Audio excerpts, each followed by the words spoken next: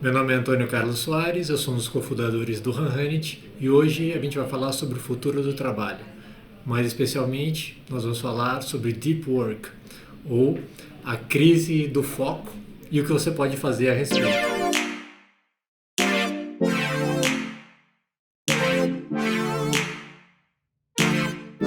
Acho que a primeira coisa que eu queria falar é, quando a gente está falando de Deep Work ou do trabalho focado, a gente está falando de algo que está presente no dia a dia de todas as pessoas.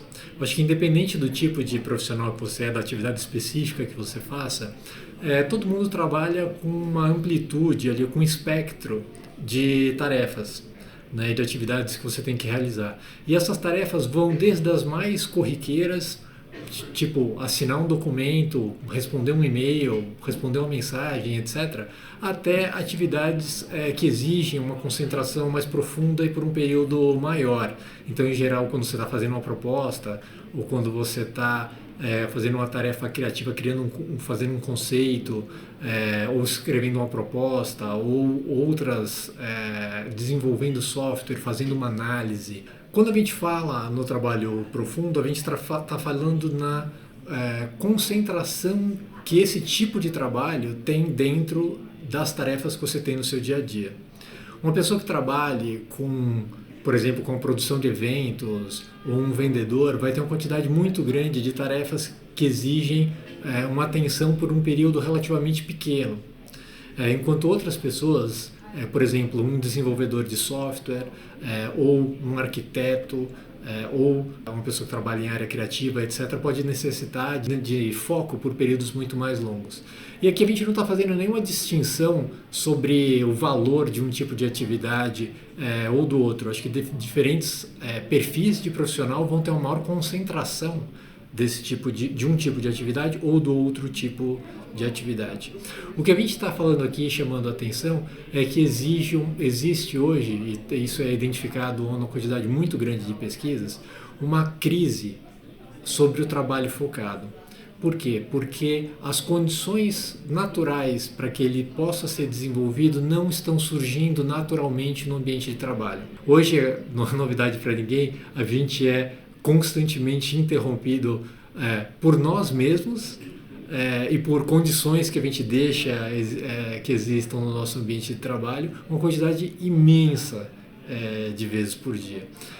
Tem uma pesquisa da Fast Company que diz que demonstra, foi medido, que as pessoas sofrem interrupções a cada 3 minutos e que elas mudam de tema que elas estão trabalhando a cada 10 minutos.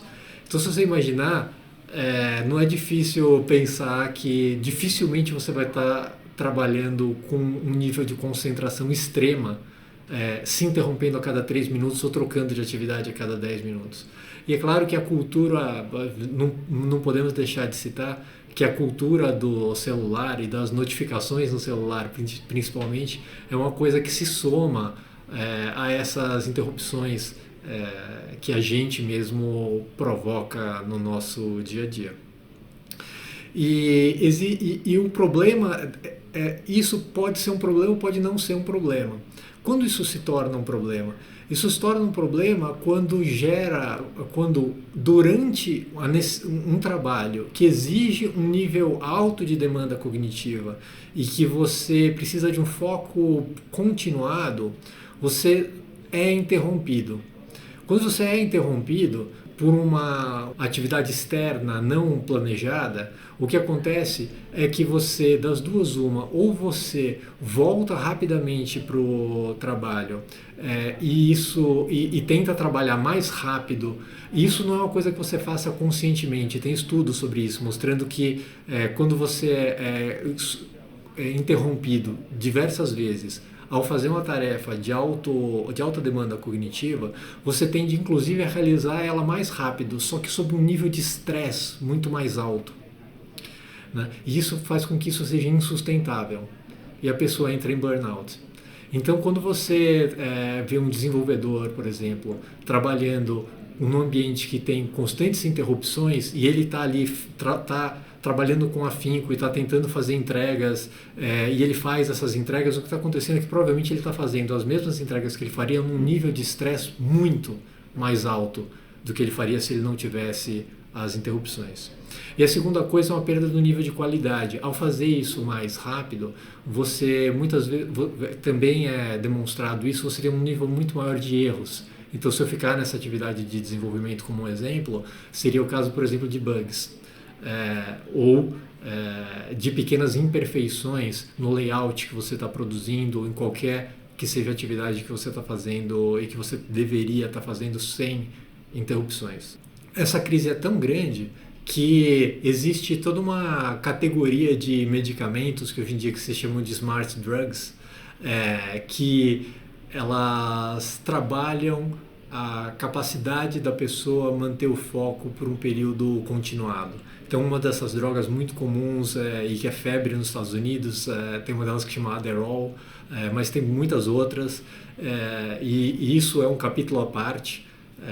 Pode ser tema outro dia de um outro webinar, mas eu acho que o ponto central deles é que, como isso não ocorre naturalmente, como essas condições para que o trabalho focado aconteça não estão surgindo naturalmente, as pessoas estão tentando fabricar, inclusive de maneira artificial. E eu acho que não precisamos ir a esse extremo. A gente tem uma possibilidade de fazer isso usando nossa própria vontade, nossos próprios recursos, né? Então, o que você pode fazer para conseguir trabalhar, realizar as atividades que exigem um trabalho focado com maior qualidade? Então, a primeira coisa que você pode fazer é planejar o seu dia. Então, tentar alocar, dividir o seu dia em blocos e tentar alocar as tarefas de alta demanda cognitiva em blocos maiores. Então, você, por exemplo, se você tem uma hora livre de manhã, você não vai tentar fazer, ou não vai começar a fazer eventualmente esse tipo de atividade, porque demora às vezes 15 minutos, 20, 30 minutos só para você conseguir entrar dentro da atividade e atingir o nível de foco que você precisa para continuar ela. Então, se você já sabe que você vai precisar parar em uma hora, talvez não seja tempo suficiente nem para você começar aquela atividade. Então, talvez essa seja um bom bloco para você alocar as atividades mais rotineiras de baixa demanda cognitiva. Então, vamos usar essa uma hora para responder e-mails, para retornar ligações, para fazer uma série de coisas que você pode fazer, não vou dizer no automático, mas que você faça com a baixa demanda cognitiva. Enquanto você vai separar blocos maiores, eventualmente até em locais, planejando estar em locais onde as interrupções sejam menos frequentes e menos prováveis, para que você consiga mergulhar dentro do assunto. É muito comum usar o exemplo aqui de desenvolvimento de software, porque o Hanhanit, obviamente, é um software e a gente tem uma equipe de desenvolvimento. Mas eu vou dar um exemplo da minha vida pessoal. E a minha esposa é arquiteta. E muitas vezes, quando ela está fazendo projetos, ela precisa, é exatamente o caso de uma atividade de alta demanda cognitiva que precisa ser realizada por um período muito longo. Então, outro dia a gente estava tentando ali planejar o dia no final de semana, que horas que a gente vai fazer aquilo, o que vai fazer, etc e tal. E eu falei, você não quer fazer um pouco aproveitar e dar uma adiantada nesse projeto que você precisa fazer esse final de semana e depois a gente vai pro cinema? Ela falou assim, não adianta. A gente tem, não me lembro agora, tipo 40 minutos ou alguma coisa assim. Ela falou assim, eu não consigo nem entrar dentro do projeto, eu não sei nem o que está acontecendo dentro do projeto, eu não consigo nem separar as coisas que eu preciso para fazer o projeto em 40 minutos. Quando voltar, e provavelmente varando à noite, ela ia ficar ali 6 horas ou o que fosse necessário para conseguir entrar dentro do projeto e fazer um avanço significativo dentro desse projeto. E ela preferia trabalhar de noite, por conta de ter menos barulho, de ter menos interrupções, de ter menos notificações no celular. E é uma coisa que, naturalmente, sem pensar sobre o assunto, ela transitou para essa forma de trabalho, porque ela consegue realizar esse trabalho focado, esse deep work. E entregar um conteúdo de qualidade. E isso vale, por isso eu fiz questão de trazer um exemplo da área de arquitetura, porque isso vale para tarefas criativas. É muito comum a pessoa pensar, isso é válido para tarefas técnicas, mas eu não desenvolvo software, eu não faço análise, não passo o dia inteiro no Excel. Não é isso. Tarefas criativas, elas são tão demandantes do ponto de vista cognitivo, quanto tarefas analíticas. Uma segunda coisa é efetivamente tentar reduzir as interrupções que você vai ter desligando o celular. Simples assim. O celular é um mundo, né, de atratividade, então tanto através das notificações quanto você mesmo fazendo pausas por uma questão de um vício que a gente criou e que faz parte dos tempos em que a gente vive, de estar checando o celular a cada 3 minutos, 5 minutos, e essa é um caso de uma auto-interrupção que a gente provoca, que é danosa também. Existem inclusive aplicativos que bloqueiam as redes sociais por períodos curtos, por períodos planejados ali, para que você não sofra com essas interrupções. Então tem o Forest e o AppBlock, por exemplo, são dois, mas você vai encontrar inúmeros deles. Uma outra coisa que você pode fazer a respeito é planejar pequenas interrupções. Então, assim, tudo bem, vamos trabalhar 3 horas no assunto, ou 6 horas no assunto, mas dificilmente vai ser possível você trabalhar esse tempo inteiro focados, sem interrupções, porque você frita. Né? Tem uma hora que o negócio não anda mais, você precisa fazer uma interrupção, e essa interrupção é o caso da interrupção benéfica. Então, um ritmo que já foi estudado e que é recomendável é aproximadamente a cada 50 minutos, 45, 1 hora, você fazer uma pausa de 5 minutos. Essa pausa você levanta, toma uma água, eventualmente checa o seu celular se você quiser. Não vai entrar ali numa corrente infinita e passar meia hora fazendo alguma outra coisa, porque aí você começa a desmontar o mindset, né, e a profundidade que você demorou, a profundidade de foco que você demorou para construir. Então essa meia hora, 15 minutos, a meia hora que você demora para conseguir entrar dentro do assunto, você tem que tomar cuidado para não destruir ela, mudando de assunto e se envolvendo numa outra atividade, ou seja, se desligando daquilo que você está fazendo. Então se você conseguir entrar dentro do assunto e fazer pequenas interrupções, voltando para o assunto, você certamente vai ser muito mais produtivo e vai conseguir realizar essa tarefa com menos erros e com mais qualidade. E provavelmente de uma forma mais prazerosa também, sentindo menos estresse.